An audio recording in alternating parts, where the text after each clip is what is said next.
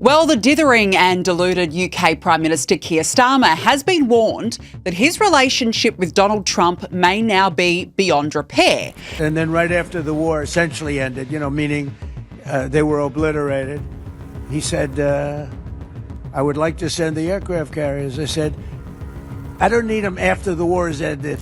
Keir Starmer has just collapsed as Trump humiliated him live. And trust me, the UK is reeling from one of the most shocking political moments in years, with leadership, credibility, and public trust all under attack. Every decision, every policy, and every appointment is now under a ruthless microscope, and the humiliation is impossible to ignore. Now, you'll know the US president has trolled Starmer for weeks now over his lack of support for the Iran war and failure to help out Britain's key ally, of course, in the US. Even during an Easter lunch speech, Trump appeared to imitate Starmer and said the UK was not our best ally. Donald Trump just took the direct hit on Starmer's credibility.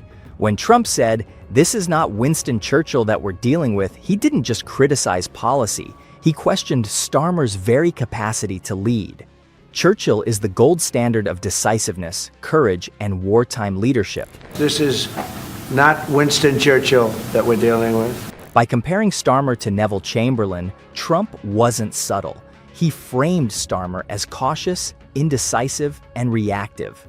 The historical symbolism is powerful and sticks in people's minds, shaping both domestic perceptions and international reputation. We don't need anybody. We're the strongest nation in the world.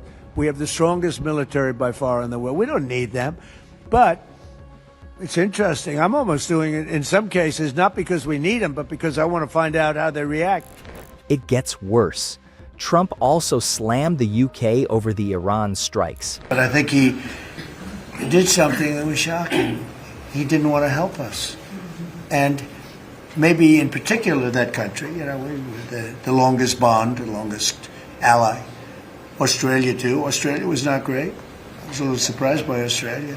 He was not happy that US planes had to fly longer because the UK initially refused access to bases. Then he added that Britain only joins wars after we've already won. That's brutal, and it cuts to the heart of a major diplomatic point. When allies can't coordinate, it's not just a logistical headache. It's a credibility test, and right now, that credibility looks shaky. I was very surprised with the United Kingdom, because the United Kingdom, 2 weeks ago, I said, why don't you send some ships over? And he really didn't want to do it. I said, you don't want to do it. We've been with you. You're our oldest ally. And we spend a lot of money on, NATO and all of these things to protect you. I mean, we're protecting them. We're working with them on Ukraine. Ukraine's thousands of miles away, separated by a vast ocean. Media coverage amplified every word. The BBC reported Trump's comments. And back home, I could see the ripple effects immediately. Starmer's authority was under fire from all sides. Party insiders were scrutinizing every move, opposition MPs were pointing fingers, and I was left trying to make sense of all the conflicting decisions.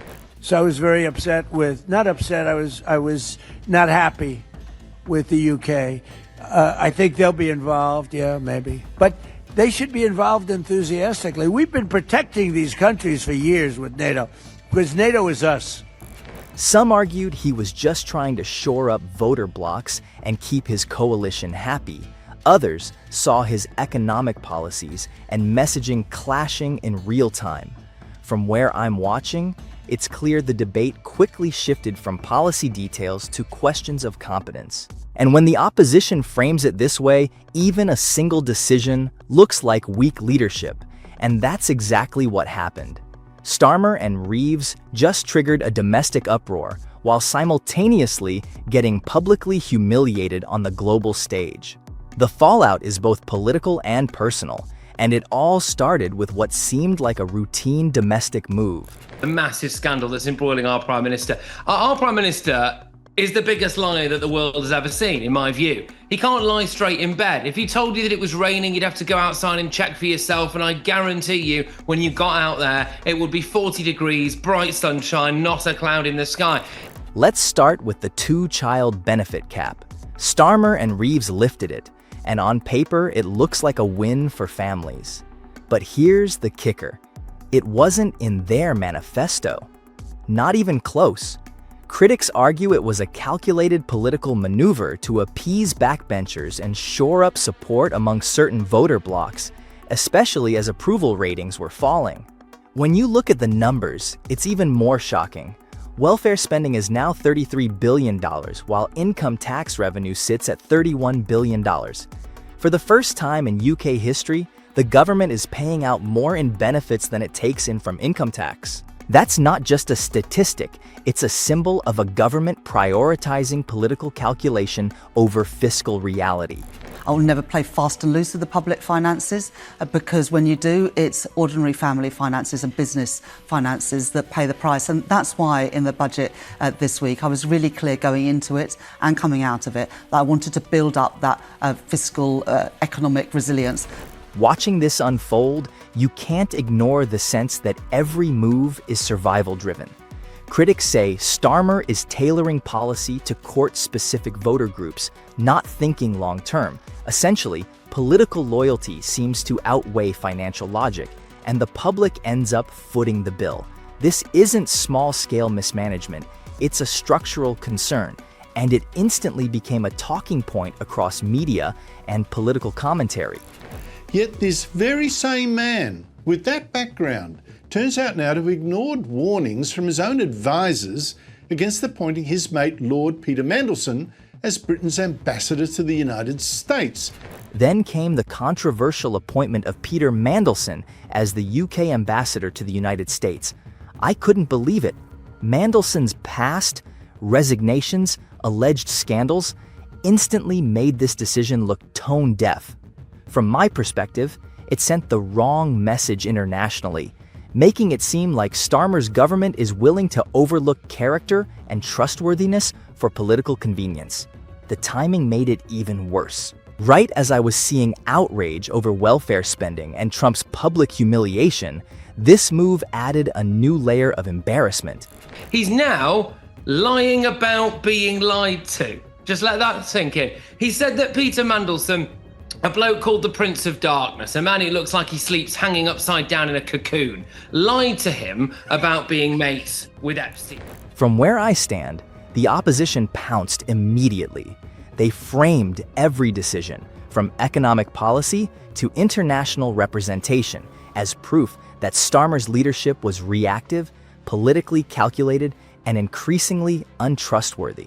Watching social media and news coverage, it was clear that every move, every appointment, every statement became a measure of whether the UK could still project competence. And honestly, I could see how he was caught in a double bind. Domestic backlash on one side, global credibility questions on the other. Every decision felt like a test, and right now, it's clear the scrutiny is unrelenting. Starmer found himself trapped in a double bind. Domestically, welfare spending exceeding income tax revenue painted him as reckless. Internationally, Trump's criticism framed him as weak. Combine those pressures, and every move is scrutinized, not just politically, but as a question of judgment and credibility. Well, it is so sad, isn't it? Because the special relationship, that phrase coined by Winston Churchill all those years ago, seems to be under tremendous strain now, with Trump using every opportunity to humiliate Keir Starmer. The historical narrative adds another layer.